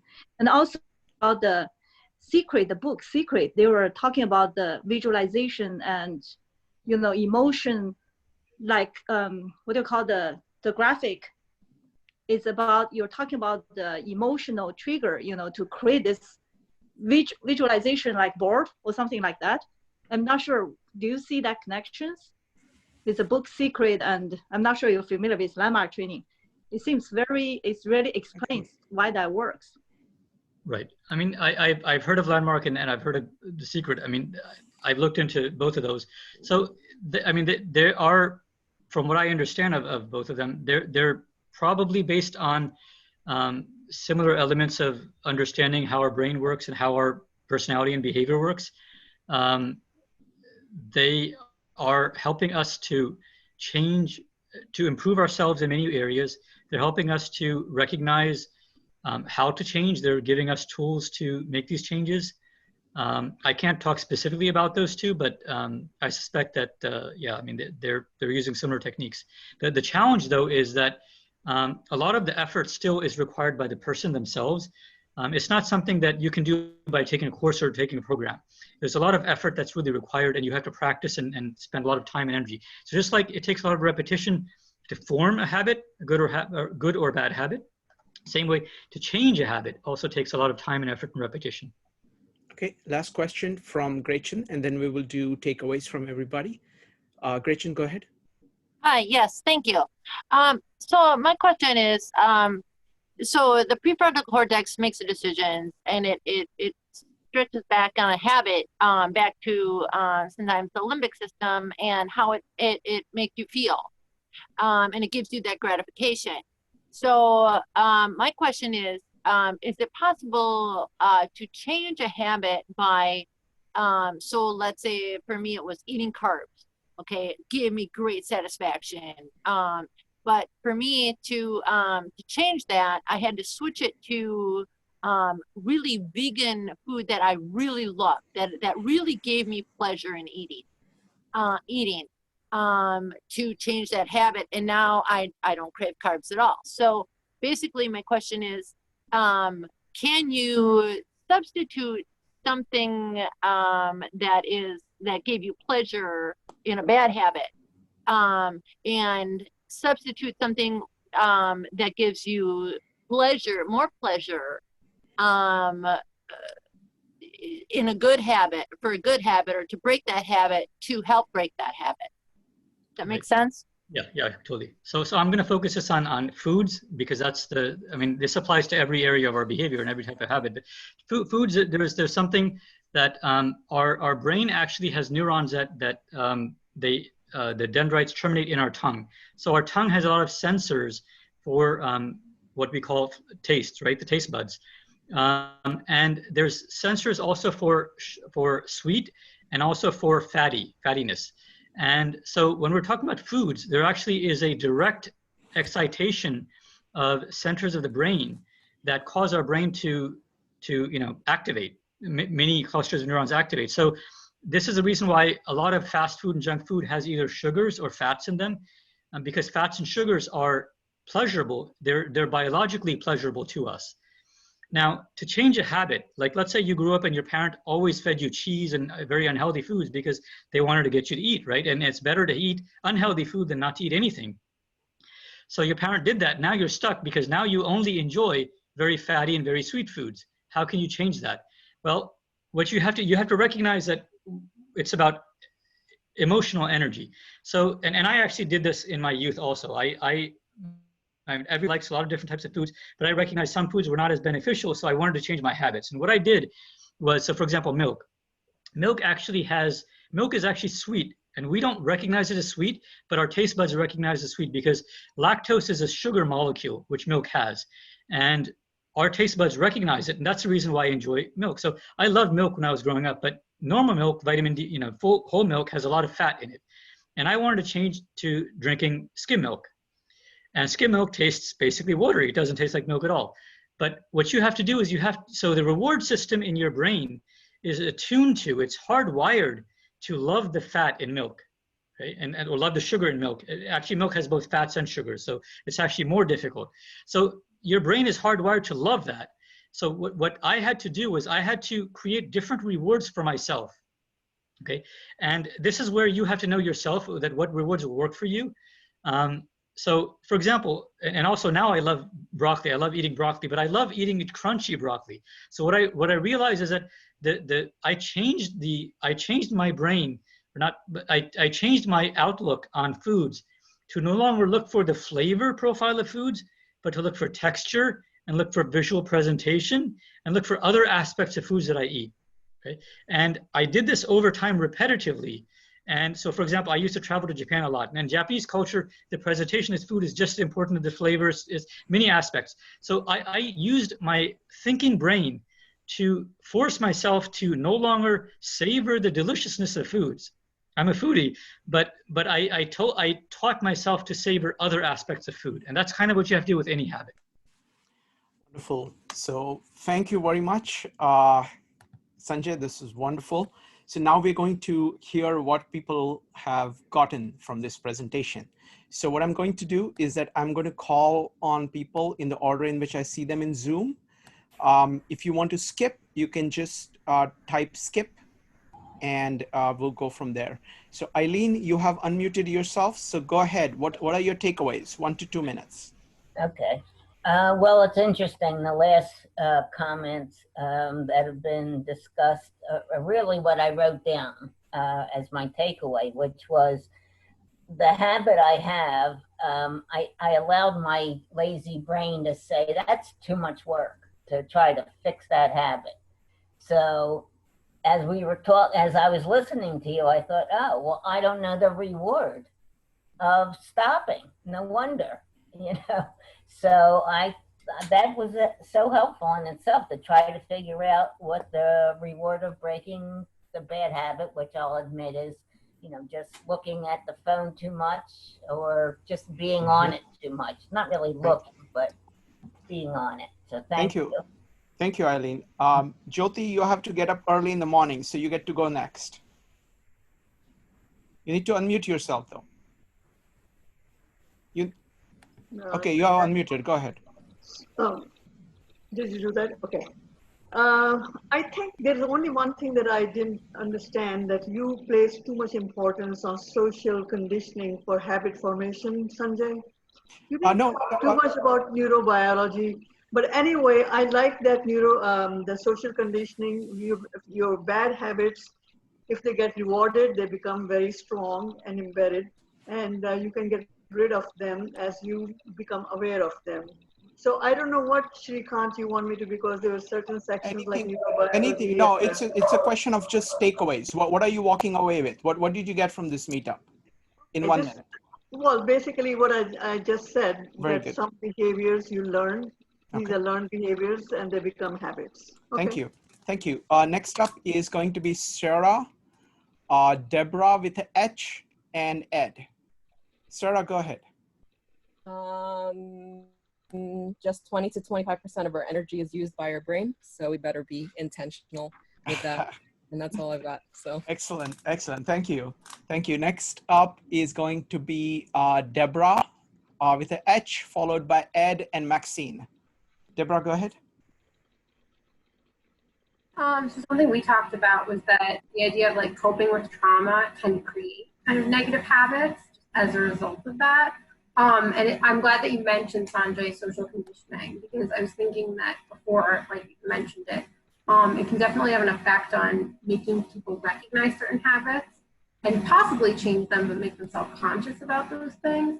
So I was thinking, I think it's very difficult to get out of those cycles, I guess, but if you can find people with whom you can receive some sort of emotional support, or someone who can encourage you, even if it isn't necessarily to change that habit, but just to kind of say like, oh, it's okay, like it's not a big deal, or just to kind of recognize value in you and make you a little less self-conscious about when you're doing that or why you're doing that, then I don't know if that's like a proven kind of thing, but maybe that's positive reinforcement, and maybe that can help in some wider sense, just to counteract that sort of negative social conditioning.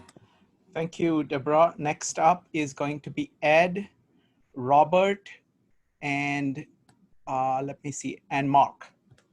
Ed, go ahead. Yeah, again, a great presentation.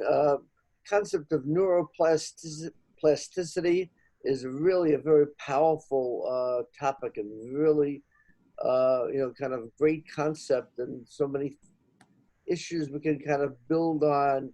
So many of us require crutches, but there are other modalities that can be dealt with. And quickly, I just want to say, I got a lot out of the concept of, from the Japanese, about the presentation of food, the beauty of the food, and I learned to like sushi as a result. I also am a food addict, and sushi and materials presented in that manner, the texture has really, been very helpful to me, and I think that's a really great takeaway. Thank you, Ed. Next up is Robert, Mark, and Maxine. Robert, go ahead. You need to unmute yourself. Yeah. Would it be okay to go last? You want to go later on? Okay. Next up is going to be Mark, Maxine, and I don't know who is next, but Mark, go ahead. Oh, thank you for the great conversation. I'm skipping. Thanks. Okay. Next up is Maxine, Joe, and Jean. Maxine. All right. I'm taking away the fact that I must work twice as hard to maintain my neurons. So instead of practicing maybe 2 hours a day, I'll have to increase to 4 so that I can increase my neurons as time goes on. Thank you very much. It was an interesting presentation. Maxine, from where I sit, your neurons work very well. So keep it up. Next up is going to be, let me see, Joe, Jean, and Jennifer. Joe, go ahead. Yeah, I mean, thank you again for presenting this evening, Sanjay. I'm taking the idea, the relationship between our energy and habits. And in addition to that, a better understanding of the neuroplasticity of the brain, and as well as a more in-depth understanding as to why how our heuristics develop. So all three of those are really, I appreciate being able to take that away from this evening. Thank you, Joe. Next up is Jean, Jennifer, and Vanessa. Yeah, it's great. It's fascinating presentation. I'm looking forward to the next one for mindfulness. What I most take away from this meeting is understanding the emotional energy you mentioned. And it's actually the reason it's so powerful, because it's enter into our subconsciousness. I realized, I always trying to convince people with my rationale and understand why it's not working very well. Because people are basically emotional being, not rational being. So I found, just like we love product, usually we like it not for the rational reason, like we like Apple phone because it looks so good, so clean. And then we found we usually make choice based on emotional, then we explain it, use rational to explain why we make the choice. So I realized that's the reason why, I have to switch my methodology to convince people, because use rational is not the way to go. Thank you so much for the lecture. Thank you, Jean. Next up is Jennifer, Vanessa, and Loy. Jennifer, go ahead.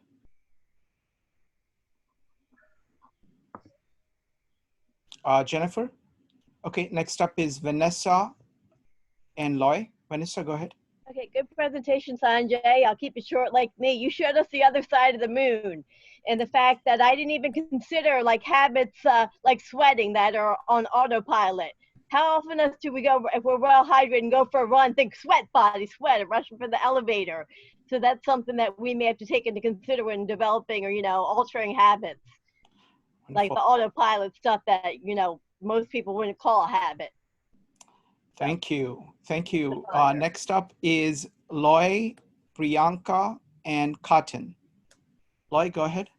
What I learned is how to use to figure out how to use emotional energy to form and change habits.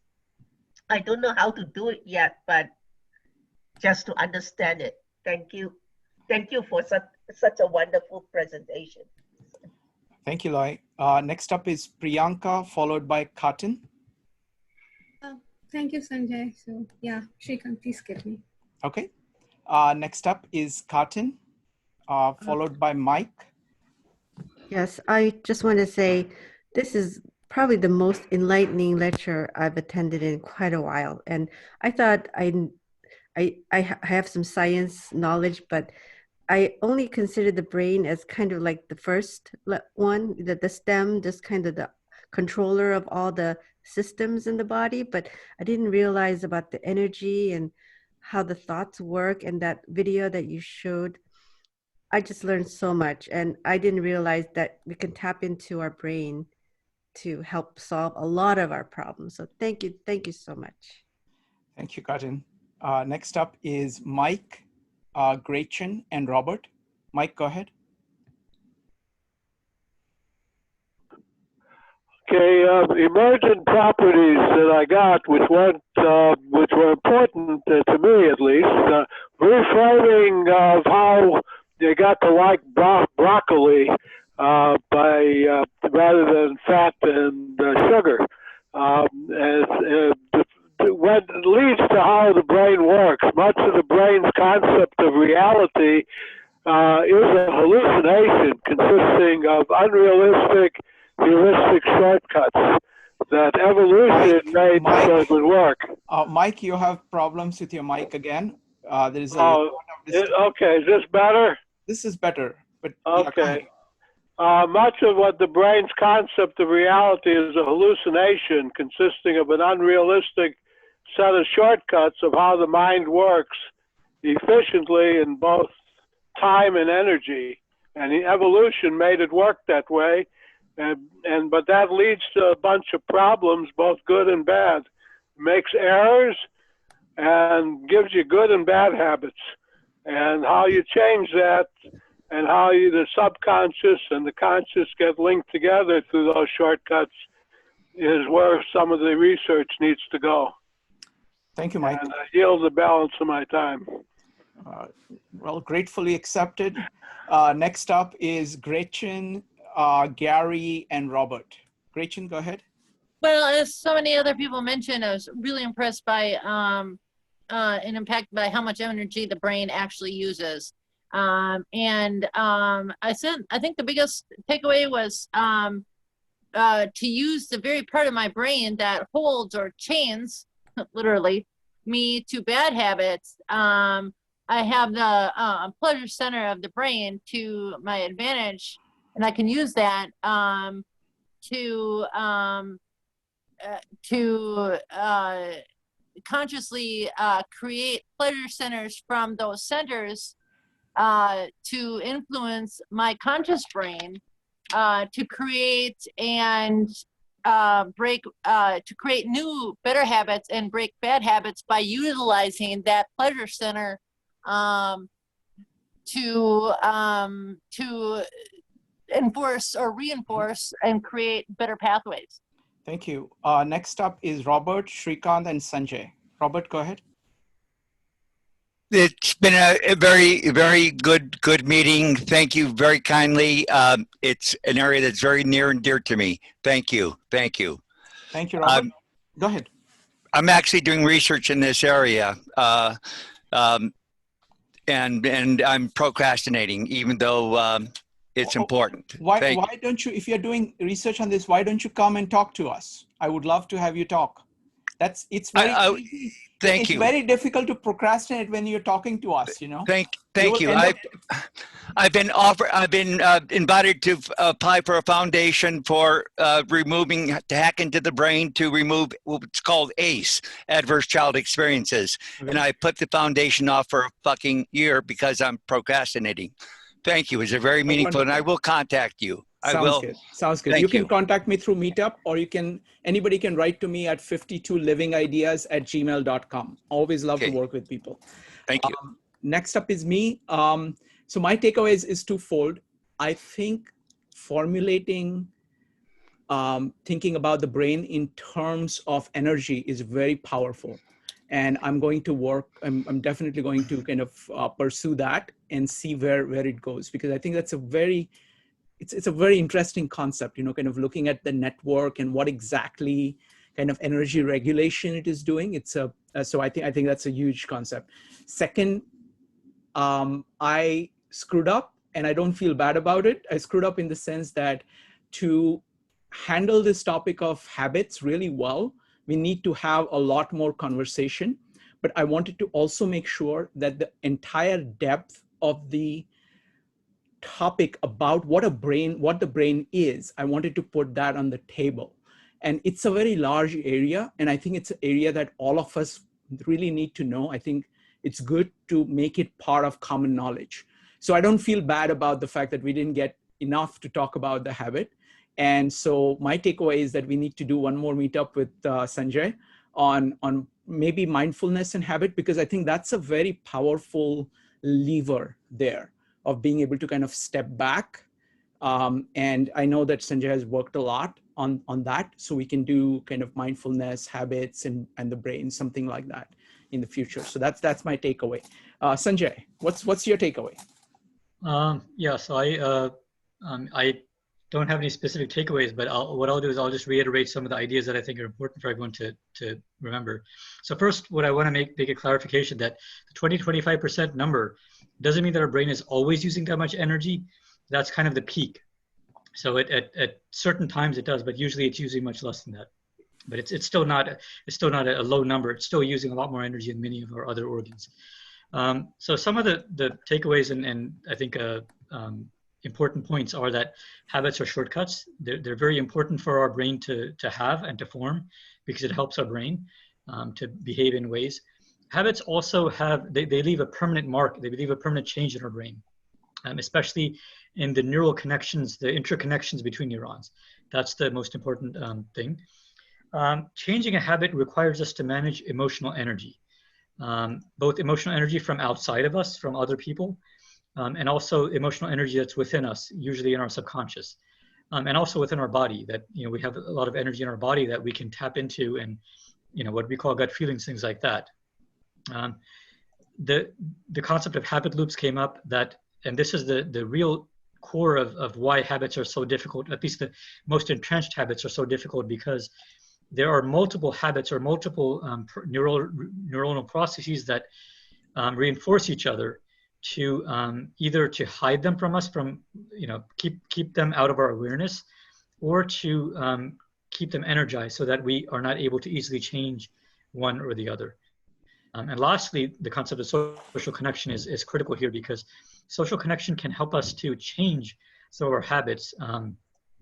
Jyoti talked about this also, that social connections, and I think somebody else, I forget who it was, mentioned that people that we talk to can support us. Oh, Deborah, she mentioned it also, that people and our connections can help us to manage everything about our habits and our behavior. Wonderful. I'm going to start the breakout rooms for people who want to, continue the discussion on this. But I want to say one thing. We have done one more presentation on habits, which I found to be amazingly good. And that was by Spencer Greenberg. What his company did was that they studied 23 different commonly used methods of changing habits with, I think, 5,000 people or something like that. And it turned out that one method of changing habits performs 70% better than any other method. And that was a very simple method. It's called habit reflection. You simply ask yourself it's a three-step process. First step, you ask yourself, when was it that you successfully changed an important habit in your past, you yourself?